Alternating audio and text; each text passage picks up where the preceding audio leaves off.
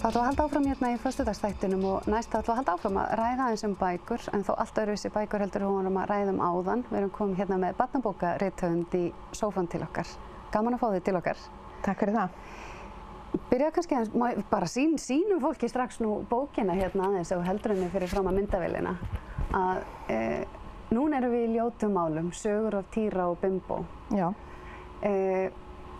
Hvernig kviknaði þessi hugmynd hjá þér að gefa út barnabók?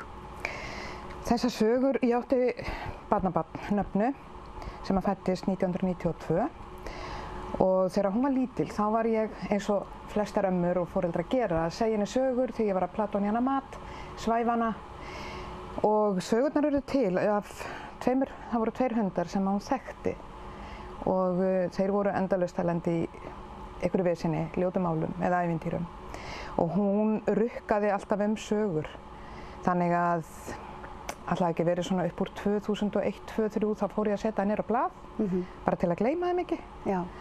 Og svo seinna kviknaði þessi hugmynd að gefa bókina út og hún lést í september 2014 þannig að ég ákvað að myndskreita bókina og kom henni sem sagt á koppinn og gaf hana út á afmælisdaginn hennar þegar hún hefði orðið 25 ára gömul. Þú myndskreitir bæði bækurnar og segir þessar sögur og hvernig var upplifunin að vinna úr þeim einmitt í þessum kringumstæðum að hafa misst hana og á sama tíma var þetta úrvinnsluferli fyrir þig kannski líka? Nei, ég hafði bara mjög gaman af þessu. Já. Því að sögurnar eru skemmtilegar og það í rauninni vakti bara upp skemmtilega minningar með henni. Ég heyrði hláturinn í henni og hún hló nú oft mikið af þessum sögum. Þannig að það vakti bara upp skemmtilegar minningar. En verkin og myndirnar í bókunum þetta eru bara myndlist. Ertu að... Ég er að fikta við að mála. Já. Og ég var í erlendis núna fyrstu mánuðin af árinu. Hafði tíma. Ég var búin að hugsa mér myndir í bókinni svipaðar og eru í bókunum Snúður og Snælda, ég veit ekki hvort þú manst ekki þeim. Jú. Svo fór ég að velta þessu fyrir mér hvort að það væri ekki möguleika að gera þetta á annan hátt. Börn eru mötuð og öll í dag, þau eru endalaust að horfa á teiknimyndir og þannig að ég er að mála abstrakt og ég hugsa með mér ef að fullari fólk sér ævintýr út úr abstraktmyndum þá sjá börn það líka. Þannig að ég hugsaði með mér þarna fær bara ímyndunaraflið að leika lausum hala sem ég hef heyrt að geri hjá þeim sem lesa bókina. Þannig að þú ert búin aðeins að fá fylginn eftir. Hvernig er að fá að sjá síðan ný börn upplifa ævintýrin og skoða myndirnar? Það er mjög skemmtilegt. Það er mjög skemmtilegt að heyra og finna hvað bókin fær skemmtilegar og jákvæðar móttökur. Já. Hvað geturðu sagt okkur um Týra og Bimbo? Þetta eru hundar sem voru til. Annar átti heima á Völlum og annar eigandans var starfsmaður hjá mér. Já. Hinn hundurinn Bimbo bjó á Melum og föður, afi og amma Ástríðar átti heima þar, þannig hún þekkti til þessara hunda. Þeir eru bara að lenda í alls konar málum, vesenni. Þeir éta súkkulaði, lenda á heilsugæslu með magakveisu, þeir fara á ball og klippa neðan af fötum, bóla afa og þeir eru endalaust að lenda í einhverju vesinni. Einhverju vesinni sem hefur satt farsalan endi? Já, sem eru alltaf, já. Þannig að þetta er svona öðruvísi ævintýri sem að maður er að upplifa þarna. Og hefurðu séð börnin skoða myndina því að þessar myndir eru svolítið sterkar í bókinni? Pælaðu eitthvað í þeim? Ég hef ekki séð það sjálf, en ég hef heyrt af börnum sem að hafa þar sem að hefur verið að lesa fyrir þau og þau út frá myndunum hafa spunnist alls konar ævintýri sem er ekki í bókinni. Já.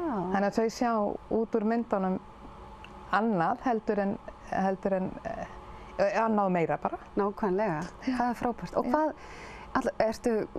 ertu fallið fyrir þessu að fara í bókabransan eða? Nei, alls ekki, frekar að mála meira. Já, og hver er bakgrunnið þinn? Hvaðan kemurðu? Hvað ertu að brasa annað?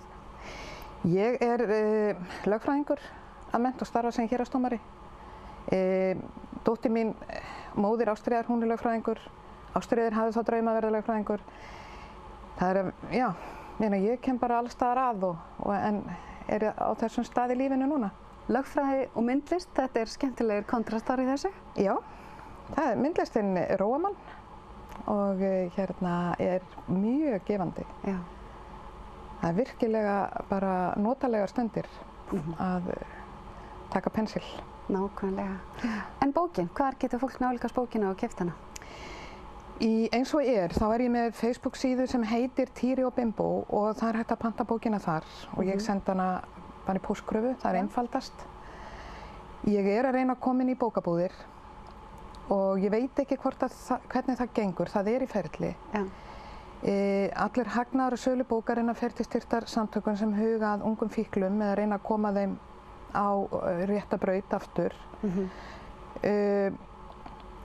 Þannig og ég er að selja bókina 3.000 krónur til að það verði einhver hagnaður til að ég geti látið eitthvað af hendi rekna. Þannig að bókin þolir ekki álagningu. Nei. Og ég veit ekki hvernig það gengur hvort að bókasölur vilji selja bókina á þess að hafa hagnaði því sjálfur. Já. Það á eftir að koma í ljós. En ég vona svo sannarlega að málstaðurinn sé þessi virði að þeir geri það. Ég bara býð til svörum. Ef ekki bara senda það svolítið út í kosmosið hér með? Að bóksölur eða búðir eða einhver að tekka þessu? Hvort Takinni sölu, alveg endilega. Þetta er náttúrulega fín jólagjöf. Það er ekki spurning og leið styður góðan málstað. Það er hægt að gera verri hluti í lífinu en það? Já, ekki lósköp. En Týri og Bimbo á Facebook, það er hægt að panta hana eins og er. Frábært, ofsalega gaman að fá þig og til hamingju með þetta og virkilega gaman að fá að kynnast söguna á bak við Týri og Bimbo. Já, takk fyrir það. Og við höldum áfram í fyrsta þættinum eftir augnablik.